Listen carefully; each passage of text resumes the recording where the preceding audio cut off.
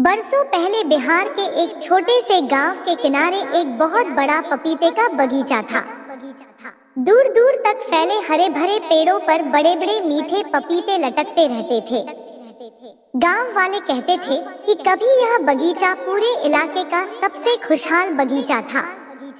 लेकिन समय के साथ उसकी खुशियां जैसे किसी की बुरी नजर लगने से खत्म हो गई। शाम ढलते ही कोई भी उस बगीचे की तरफ नहीं जाता था। बच्चों को सख्त मना था कि सूरज डूबने के बाद उस रास्ते से भी न गुजरे। लोगों का कहना था कि वहाँ एक चुड़ैल रहती है जो रात होते ही पेड़ों के बीच घूमती है। उसकी लंबी सफेद साड़ी हवा में लहराती थी और उसकी हंसी सुनकर अच्छे अच्छों की रूह कांप जाती थी। गांव में राहुल नाम का एक मेहनती और निडर लड़का रहता था। वह पढ़ा लिखा था और भूत प्रेत जैसी बातों पर बिल्कुल विश्वास नहीं करता था। जब भी गांव वाले चुड़ैल की कहानी सुनाते, वह मुस्कुराकर कहता, अगर सच में चुड़ैल होती तो अब तक किसी ने उसे पकड़ क्यों नहीं लिया। एक दिन राहुल के पिता अचानक बीमार पड़ गए। डॉक्टर ने दवा के साथ ताजे पपीते खाने की सलाह दी। लेकिन पूरे गांव में उस समय केवल उसी पुराने बगीचे में पके हुए पपीते थे। राहुल ने फैसला किया कि वह रात होने से पहले बगीचे से पपीते तोड़कर ले आएगा। गांव वालों ने बहुत समझाया, मत जा बेटा, वहाँ कोई इंसान नहीं बचता। लेकिन राहुल ने किसी की बात नहीं मानी। सूरज डूबने ही वाला था जब वह एक टोकरी लेकर बगीचे की तरफ चल पड़ा।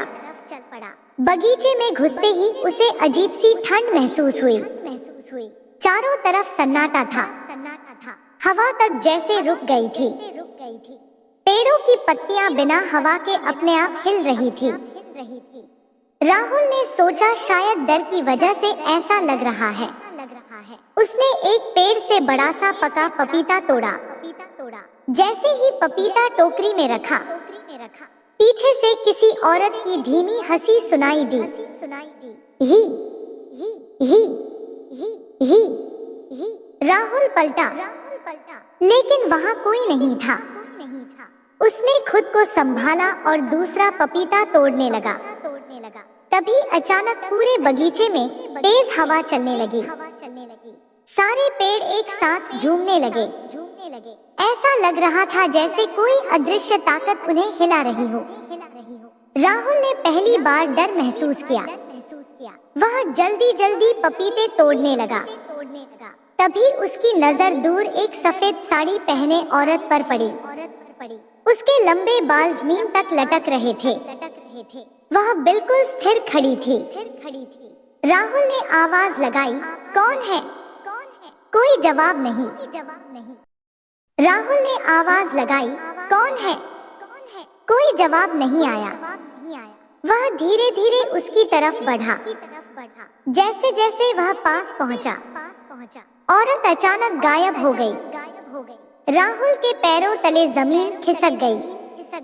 तभी उसके कानों में फुसफुसाहट गूंजी, मेरे पपीते मत तोड़ो। राहुल ने इधर उधर देखा। कोई नहीं था। उसने डरकर टोकरी उठाई और भागने लगा। लेकिन जितना दौड़ता उतना ही उसे लगता कि वह वहीं का वहीं है। हर तरफ वही पेड़, वही रास्ता, वही अंधेरा। अचानक सामने वही सफेद साड़ी वाली औरत दिखाई दी। इस बार उसका चेहरा साफ दिख रहा था। चेहरा पूरी तरह सफेद, लाल लाल आंखें, लंबे नुकीले दांत और पैरों की जगह उल्टे पंजे। राहुल की चीख निकल गई। चुड़ैल धीरे धीरे उसकी तरफ बढ़ने लगी। तुमने मेरी इजाजत के बिना मेरे फल तोड़े। राहुल कांपते हुए बोला, मुझे माफ कर दो, मेरे पिता बीमार हैं। चुड़ैल कुछ पल चुप रही, फिर बोली, झूठ मत बोलो। राहुल ने हाथ जोड़ दिए, अगर झूठ बोलूं तो यहीं मर जाऊं। चुड़ैल ने अपनी लाल आंखों से उसे देखा। फिर अचानक उसका चेहरा बदलने लगा। डरावना चेहरा एक दुखी औरत के चेहरे में बदल गया। वह बोली, बहुत साल पहले यह बगीचा मेरा था। राहुल हैरान रह गया। औरत ने अपनी कहानी सुनानी शुरू की। उसका नाम गीता था। वह अपने पति के साथ इसी बगीचे की देखभाल करती थी। दोनों ने वर्षों की मेहनत से हजारों पपीते के पेड़ लगाए थे। लेकिन गांव के एक लालची जमींदार की नजर बगीचे पर पड़ गई। उसने बगीचा हथियाने के लिए झूठे कागज बनवा दिए। जब गीता और उसके पति ने विरोध किया तो गुंडों ने दोनों को बहुत मारा। पति की वही मौत हो गई और गीता को इसी बगीचे में जिंदा दफना दिया गया। मरते समय उसने कसम खाई, जब तक इस बगीचे को न्याय नहीं मिलेगा मैं इसकी रखवाली करती रहूंगी। तभी से उसकी आत्मा यहीं भटक रही थी। राहुल की आंखों में आंसू आ गए। उसे समझ आ गया कि चुड़ैल किसी को बिना वजह नुकसान नहीं पहुंचाती। वह केवल लालची लोगों को डराती थी। राहुल बोला, मैं तुम्हें न्याय दिलाऊंगा। चुड़ैल ने पहली बार हल्की मुस्कान दी। उसने कहा, अगर तुम सच में ऐसा कर पाए तो मेरी आत्मा मुक्त हो जाएगी। इतना कहकर वह धुएं में बदल गई।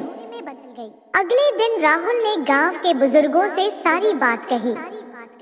पहले तो किसी ने विश्वास नहीं किया, लेकिन जब पुराने रिकॉर्ड निकाले गए तो पता चला कि सचमुच वर्षों पहले गीता और उसके पति की जमीन धोखे से छीनी गई थी। जमींदार का परिवार अब गांव में नहीं था। सरकारी अधिकारियों की मदद से बगीचे की जमीन वापस पंचायत के नाम कर दी गई। गांव वालों ने वहीं गीता और उसके पति की याद में एक छोटा सा स्मारक बनवाया। पूरे गांव ने पहली बार उनके लिए दीप जलाए। उस रात राहुल फिर बगीचे में गया। चारों तरफ हल्की चांदनी फैली हुई थी। अचानक वही सफेद साड़ी वाली आकृति दिखाई दी, लेकिन इस बार उसका चेहरा डरावना नहीं था। वह मुस्कुराकर बोली, धन्यवाद। उसकी आंखों से आंसू निकले। धीरे धीरे उसका शरीर चमकने लगा। कुछ ही पल में वह एक उजली रोशनी बनकर आसमान में विलीन हो गई। उसी समय पूरे बगीचे में तेज हवा चली।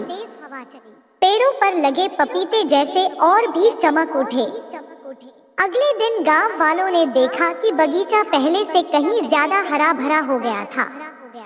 अब वहाँ रात में भी कोई डर नहीं था। लोग बेखौफ आने जाने लगे। लेकिन गांव के बुजुर्ग आज भी बच्चों को एक बात जरूर बताते हैं, किसी की मेहनत और हक कभी मत छीनना। अन्याय से जन्मा लालच इंसान को जीवन भर सताता है, जबकि न्याय और सच्चाई सबसे बड़ी शक्ति होती है। तब से पपीते का वह बगीचा डर की नहीं, बल्कि न्याय, साहस और सच्चाई की मिसाल बन गया।